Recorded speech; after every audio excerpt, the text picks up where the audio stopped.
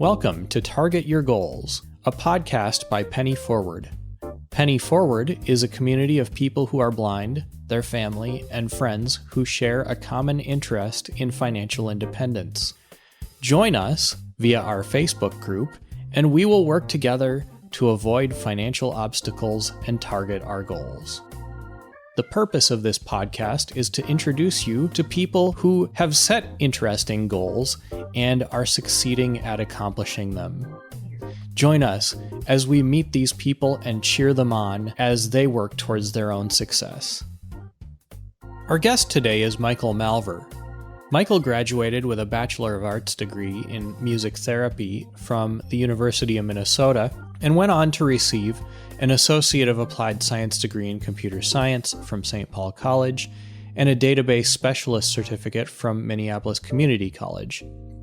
Michael is the sort of guy who logically knows that he has done some things, and other people tell him that he has interesting stories. This interview is a chance to tease out some of those stories and to talk about some of the changes that have occurred in Michael's life over the last year since he found a full-time job after many years of part-time and contract work. Michael, thanks for being here. Thanks for having me. In the last year, you happened upon work that was more satisfying to you than work has been in the past. And it was a little bit by accident, if maybe that's the right way to put it. So talk about, like, in a minute or less, what life was like leading up to that. I wouldn't say that the job was an accident. More, as to me, it felt like serendipity. I have had an interest in computers for a long time and went so far as to get an Associate of Applied Science from St. Paul College in 2006. And a database certificate in 2016. Computers had been an interest to me, and I had a lot of academic experience, but I had a hard time selling that academic experience into something that companies would want to use. I found work doing some telemarketing, and I found work doing some web accessibility stuff, and the telemarketing was fun just because I got to go out and speak to people at the Capitol and talk about a cause that was important to me, that being getting accessible voting equipment into polling places so people could have an accessible voting experience.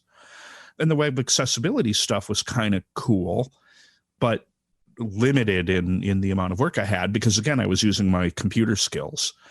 But I was never able to leverage any of this into a full-time position. And that was frustrating because although I had about 10 years of time between a job where I had 40 hours a week of work and the point where I was currently looking for something new, some of that 10 years I had intentionally spent not looking for work, and I was totally fine with that. Were you in a period where you were looking for work when your current job happened? I was in a period of wishing I had something different to do, but I had received enough rejections in the past and had little enough confidence in my abilities by that point that I was feeling rather downtrodden and wasn't looking for work as actively as I could have been because it felt kind of hopeless. Were you giving up at that point?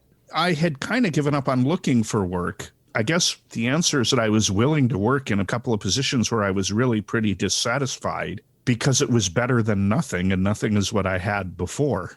Okay.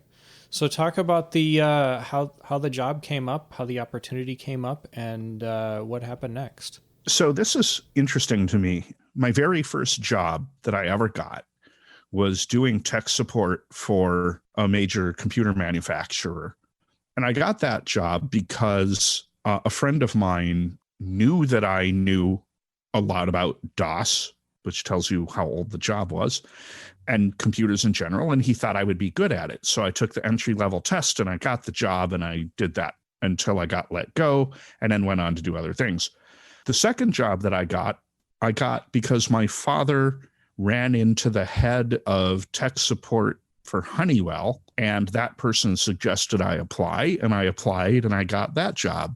I got another job as adjunct faculty at St. Paul College teaching entry-level computer programming years later because the dean of the department felt that I was a good student, that I understood the topic, and that it would be interesting to have a person with a disability as an instructor to sort of implicitly say that people with minorities can do this stuff. And the most current job that I have, I got because a friend of mine who worked at that job had, from the sidelines, so to speak, watched me write computer programs. He had seen some of the code I created. He'd read my Facebook and watched the kinds of things I wrote about, and he felt that I had the ability to do the job. I had taken on some other programming part-time work before that. So indeed, my skill set had gotten to the point where, although I didn't realize it at the time, I could do that job. I was feeling pretty discouraged, but that person, who turns out to be you, the interviewer, kind of kicked my tush until I said, all right, I'll do the interview. And I've never looked back. I did the interview and I got the job, and here I am. I love my work. It's the first time in a long time that I, far more often than not, wake up in the morning and feel good about what I'm doing. So I think, as trite as it is to say, of the 5 jobs that I've had in my life, only one of them is a job that I applied for and got without knowing somebody who pointed me in a direction or threw out a helping hand. So your social network, that is to say the network of people you know, can definitely help you when you're looking for work. Talk about what it's been like to go to work full-time after doing a whole bunch of part-time and kind of ad hoc stuff, and how that's changed your life. That's a great question. I mean, it felt different in that it took a lot more energy, and I definitely was a lot more tired at the end of the day from working a full day. But it also taxed me mentally in good ways to keep me learning and keep me focused and interested. There was new stuff to learn and problems to solve revolving around the kind of work I was doing. Eventually, I got to the point where I could teach others some of the skills I was learning, which allowed me. I like teaching. I never wanted to be a formal instructor. I was afraid that if I had 150 students, it would become a chore rather than a joy. But when I have a few people that I can impart knowledge to, I'm in a happy place. I like that a lot. It's changed my life in that I now make enough money that I'm not thinking about paycheck to paycheck and which things I have to pay when in order to get everything working out. So I work for a company called Thrivent, and Thrivent is unique in that they are a fraternal order organization. They're an organization that they sell life insurance policies, and they have financial advisors and a credit union, but they're very focused on giving. And, although when I went to religious school as a kid, we gave physical money. They'd, collect quarters from the kids. The act of giving money to causes I liked is something that I hadn't done, and I couldn't tell you the last time I did something like that. I was more than happy to give time. I do a lot with the American Council of the Blind of Minnesota, but the ability to give money and to feel like it wouldn't be a burden to give that money is a really nice feeling that I've been able to enjoy as I have worked in a job that allows me to have the ability to do that. Over the last year, have you found yourself discouraged at all? No. I mean, there have been good days and bad days. There have been days where I felt like I haven't met my potential, or where I've maybe not caught on to things I would have liked to have caught on to. But I mean, that's just part of learning. And I think so much of, at least for me, feeling encouraged or discouraged really has to do with the environment that I'm in and the support that I get. And right now I'm in a really good place with a lot of good support. And I've done things that I can look at and feel good about having done them. What were some challenges you had in getting started and getting to this point? Honestly, I think the biggest challenge was just allowing myself to accept the fact that the person, well, you, but whatever, the person who suggested I go for the job and had the skills to do that job was just letting go of my own doubt enough to just accept that that might be true. And once that happened, everything kind of fell into place. There was kind of a eureka moment that I can't talk about in a way that would be meaningful, except to say that I suddenly realized I had done something in the past that related to the kind of work I was interviewing for. And when that clicked for me, I knew that I could represent myself well. Once I got the job, I think my biggest concern was just going from working an hour a day to working 8 hours a day. And would I be able to get up on time and have the energy to make it through the day? And I work for a company that uses a tool that has really been quite forward thinking in its accessibility. So most of the day-to-day stuff I have to do is with pretty accessible tools. And I think that takes a lot of stress off of a person. Whereas if you go into a telemarketing job or maybe even tech support now, I don't know if I could do tech support now. Back in the day when I did tech support, somebody called in with a problem and you fixed it. And now you have to log into their computer and look at it. And I'm not convinced that screen reading technology allows you to interact with the computers of sighted people efficiently to do the kind of support work that I would have done.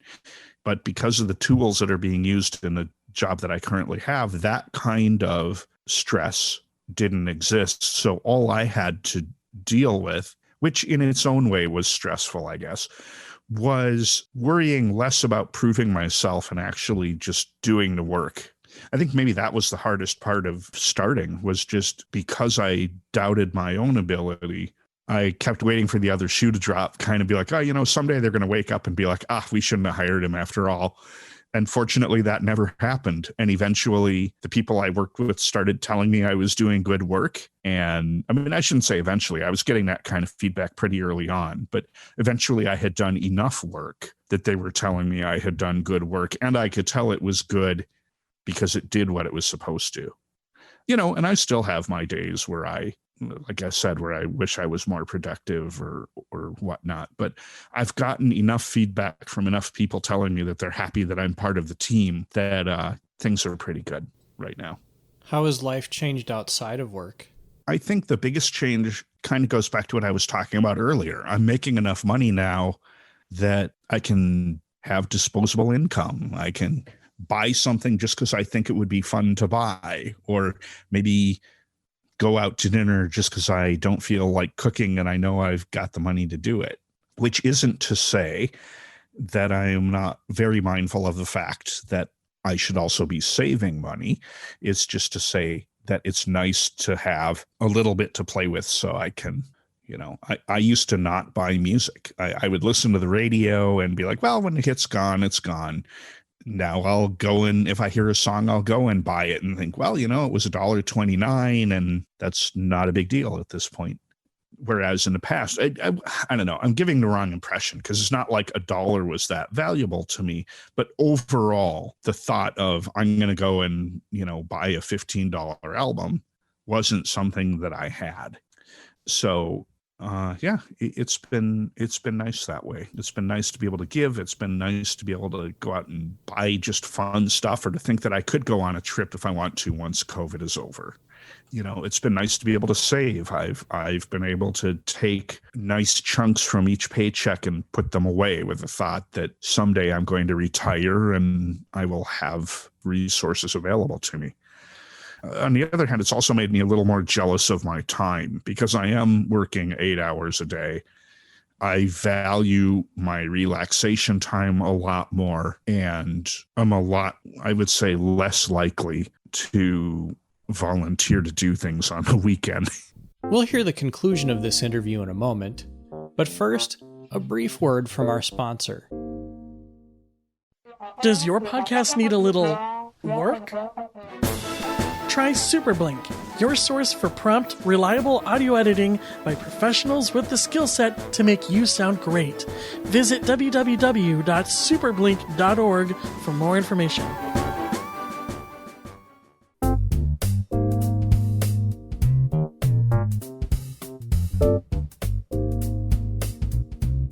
So before you were working full-time, you were getting some income from part-time work, but you were also getting income from Social Security, correct? Yes. Yeah, that's correct. And what was it like to make that transition from collecting Social Security to going to collecting a paycheck from an employer? I got really, really lucky as far as I'm concerned, because I was making enough from my employer that there was no doubt that I was going to lose Social Security. Like, there was none of the cliff issue where I was going to have some dollars taken away and there would be a weird calculation. So I called Social Security and told them I was employed, and they immediately stopped sending payments. And in theory, the first month, because of what I made, I could have argued with them and said, you know what, you still owe me one more payment, but I just didn't want to deal with the bureaucracy. So I let it go. The beauty of getting off of Social Security, though, is that you can still purchase Medicare. You have to pay for the Part B, which is like your insurance. If you go to the doctors or you need drugs covered, you need to pay for that yourself. Whereas when you're on Social Security, they automatically take it out of your check. But when I first started working, I was with a contractor, and that contractor didn't have particularly good insurance. So I was able to leverage Medicare to my benefit. In retrospect, maybe I should have just gone with their crappy insurance because I didn't go to the doctor that much that year. But, it's a gamble.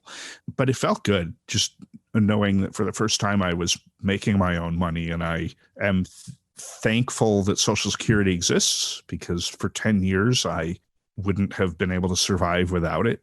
But it also feels really good to be able to be on my own 2 feet. Do you have any advice for people now that you've gone through this, that are looking for work or maybe looking for work that you think might help them out to have maybe a better experience than you had? Only what I said earlier, I think. Just be aware of the people you know. Don't be afraid to tell them that you're looking for work and ask if they know of opportunities. When people tell you you have a skill, take that seriously. Maybe when somebody just cheerfully says, oh, all you have to do is create a project, confront them with it and say, you know what, I don't feel creative in that way. What are a couple of ideas? Like, what would you create if you were going to do that? And maybe that would give you the idea to start building a portfolio, because that's something I didn't have. And if I did, maybe my life would have been different. If you have a skill and you can demonstrate it by building a thing, whether that's a writing sample or a computer program or whatever it is, take the time to build that. Print your resume. I cannot tell you how many times I went to job interviews and printed my resume and had somebody say, we rarely have people hand us stuff on paper anymore, but we really appreciate it. Don't be afraid to write to the people who interview you if you don't get a job and say, hey, is there anything I could have done to make this a better experience or to improve? Could I have presented myself differently or better? Because you may not get a response, but you never know. Maybe you will. Those are my answers for whatever they're worth. But I think the biggest thing in my experience was just having friends who happened to realize. It's not like I went to my dad and said, I'm looking for a job. Can you get me into Honeywell? All of those people reached out to me and said, I think there are opportunities. And be aware of those and be willing someday to reach out to somebody else and help them find that opportunity once you're in a good place. What do you see yourself doing going forward, say in the next 5 years? I really haven't made that. I should make that thought process, but I really haven't. And it's sad because I have the feeling I keep feeling like, wow, there's so much to learn. But I have the feeling 20 years from now, I'll still be thinking, wow, there's so much to learn, just because technology constantly changes. I don't really know where I see myself. I love what I'm doing. I don't really want to manage people. Management just isn't something that I dream of. I wouldn't mind being an expert in something and teaching or explaining to people how things work, and in some way being respected for my knowledge and for what I can produce. But I don't need to be a leader. And it's funny because I feel like we have a culture that is so focused on leadership. What do you need to do to manage? What do you do? And I'm happy to pull the strings in the background a lot of the time.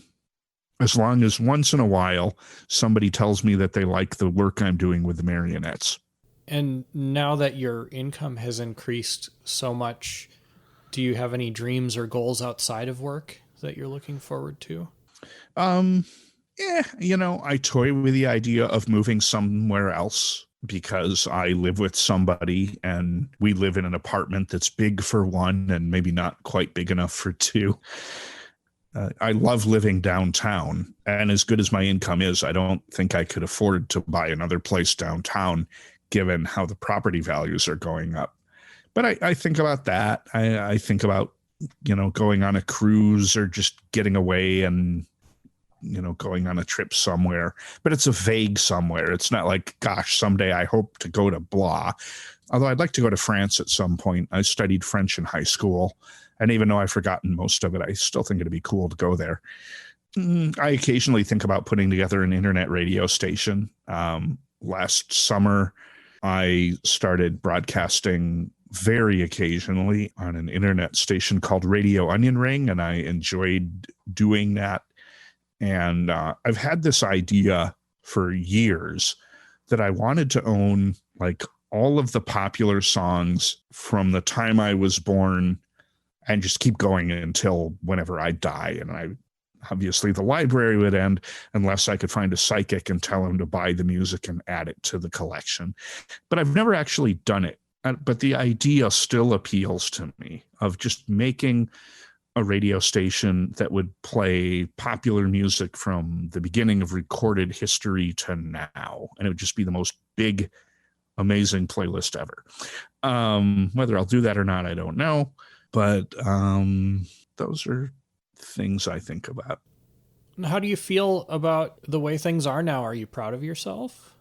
That's, pride is something that I don't often feel. And I don't know how much of that is a counter to the sort of, oh, look, it's a blind guy who knows how to tie his shoes. Let's write a news article about it. How much of it is family upbringing? I was a pretty average student, so I didn't come home with report cards with A's on them all the time. And although I was never, how can I say this so it makes sense? Like, it just happened. Nobody was ever like, oh, you did a horrible job. But neither was anybody like, oh, gosh, you should be proud of this. Like, it was just school. It was just something I did, or I would be in a music contest as a kid and I would win the contest. And then you'd get to play in a concert and you played in the concert. And it's like, wow, okay, I won and I played in the concert, but it was just something that happened year after year. And because of the number of kids in the concert, I was somewhat skeptical as to whether everybody won or not. I don't know, pride came later. There are things I have done that I am proud of.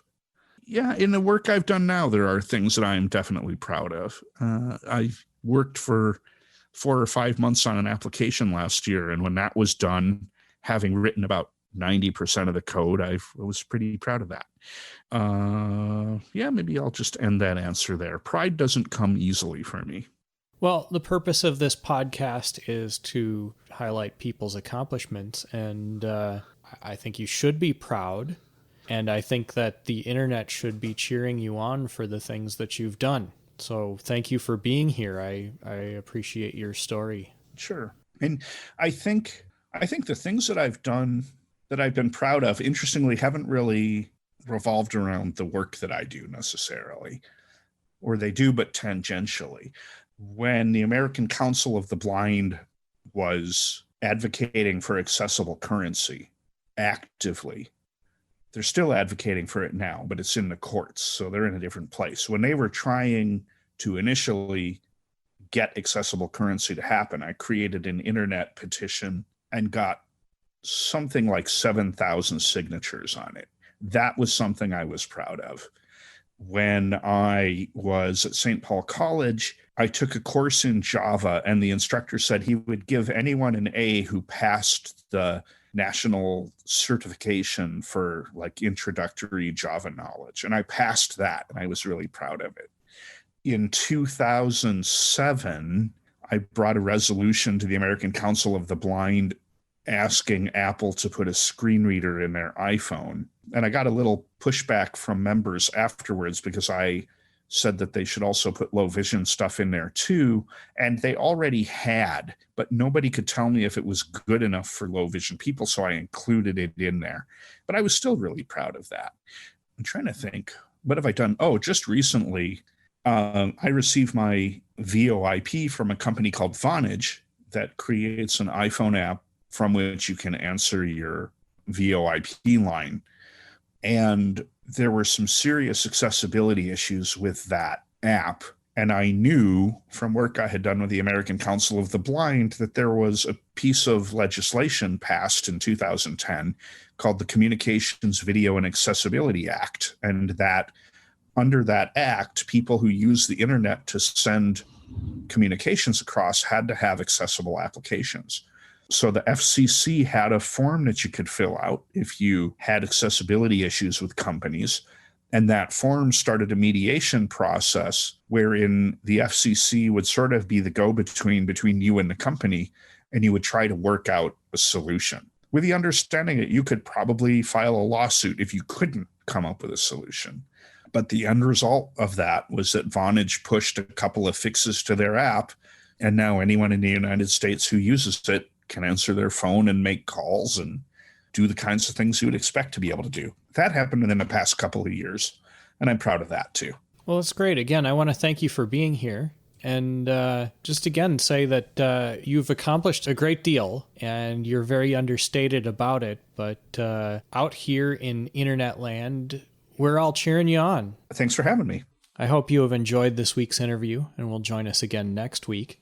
But before we go, did you know that the two most important pieces of your credit score are making on-time payments and how much credit you use? It's true. By sipping, not drinking from the credit fire hose, and by making all of your payments on time, you can make sure to maintain a healthy credit score. That can save you hundreds of thousands of dollars over the course of your financial lifetime as you apply for credit cards and larger loans, such as car loans and home loans. Use just enough credit to get by, and make sure that you can pay it off as quickly as you can whenever you use it.